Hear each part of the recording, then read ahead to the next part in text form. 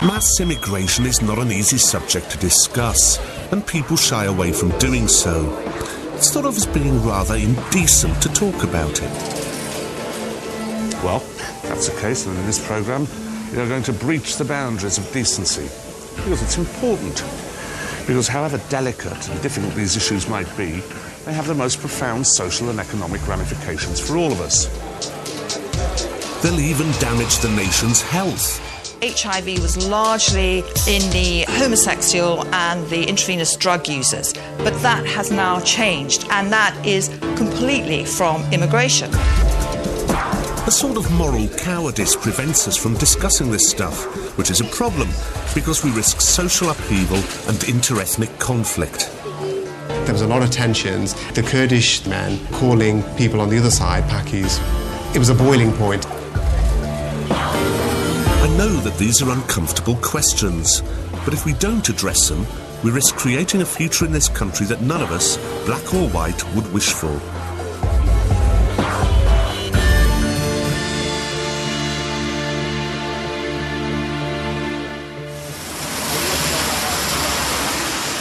This man shouldn't be here. He's overstayed his welcome. He is one of thousand upon thousand who come to our shores seeking refuge from vicious regimes. He says he was persecuted in the Middle East for taking part in a pro-democracy demonstration. The police catch me and they send me to the prison for 1 month and a half. They put the 80 lashes to me. It's too horrible. When I came out from the prison, I had a very bad feeling, you know. All my body has a pain. They broke my face.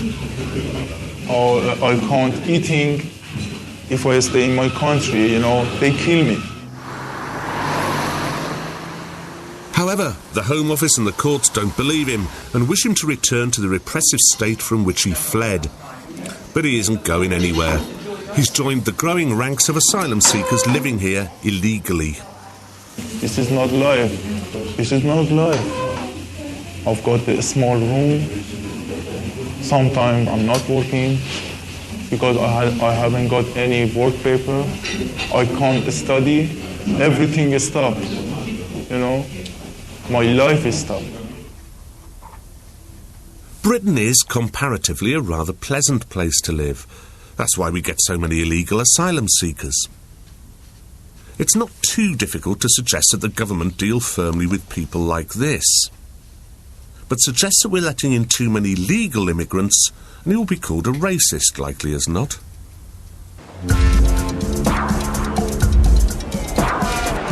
"50 years ago, we begged people to migrate to Britain to staff our public services, our hospitals, our transport infrastructure. And when they arrived here and tried to fit in, they were often met with prejudice and discrimination.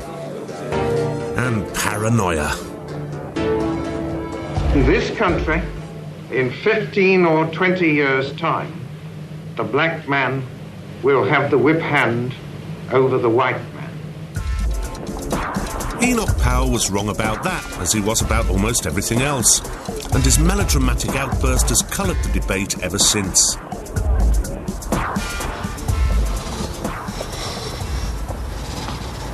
I spent some of my early years in a town in North Kent. I was brought up in a working-class family who were pretty much typical of their time. My mum and dad moved to this house from inner city Peckham. And I suppose some people might argue that one of the reasons they did so was a sort of casual, if not visceral, racism. They were part of the white flight. They wanted to be around people like themselves. To call my mum and dad and people like them racist is to miss the point. I don't understand the mentality of those who would judge an individual by the colour of his skin. It strikes me as stupid, irrational and inhuman.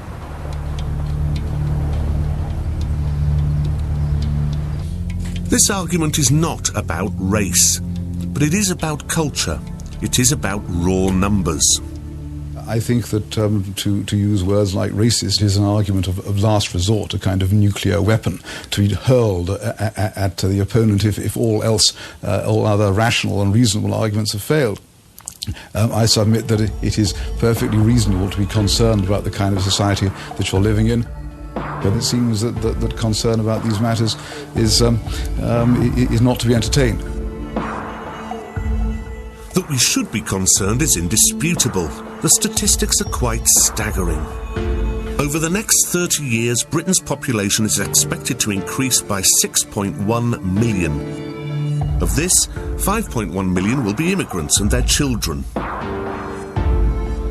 Please let me illustrate for you just what 5.1 million new immigrants means for the country.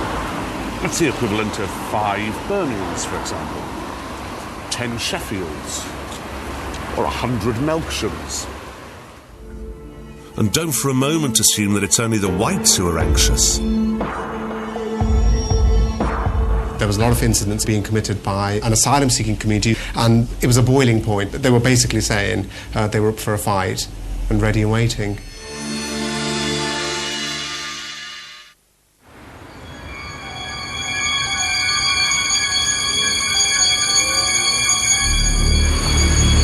This is Derby. 2 years ago, the indigenous Pakistani Muslim community were charged with the task of welcoming thousands of Kurdistan asylum seekers. It's a seemingly inviolable, if rather depressing law of human nature that people from different cultures view each other with mutual mistrust, hostility and suspicion. They may not mean to, but they do. And never more so than when one community is imported and deposited en masse right in the middle of another community, which is what happened here. Normanton Road became the front line in a showdown. On one side, the city's Pakistani population, a community with a long history in Derby. On the other, an influx of 2,000 Kurdish men, asylum seekers fleeing the violence in Iraq, had been dumped in the city on government orders. Didn't take long to reach boiling point. This is where it all kicked off. At the NatWest Bank Automated Teller Machine on Normanton Road. Pakistani pushed into the queue and a Kurd took exception, or a Kurd pushed into the queue and a Pakistani took exception. We can't be entirely sure, but one thing's for certain. There was trouble.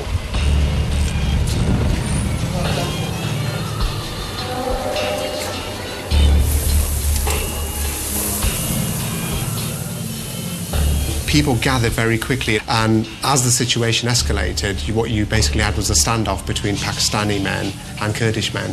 Pretty soon we had an incendiary gathering of young men. To the right, a bunch of angry Kurds. To the left, a phalanx of intemperate Pakistanis, glowering at each other and shouting abuse in the standoff of Pear Tree Road. From the Kurdish community, there may have been a good few hundred people within minutes, because people called. And same with the Pakistani community, as people heard about it, they gathered in numbers. So you had a few hundred people on either side. And what happened? Stuff thrown, shouted? Yeah, there was a lot of verbal abuse. What sort of verbal abuse? It was racist verbal abuse. The members of the Kurdish community were quite racist in some of the things that they were chanting and what they were saying. That's odd, isn't it?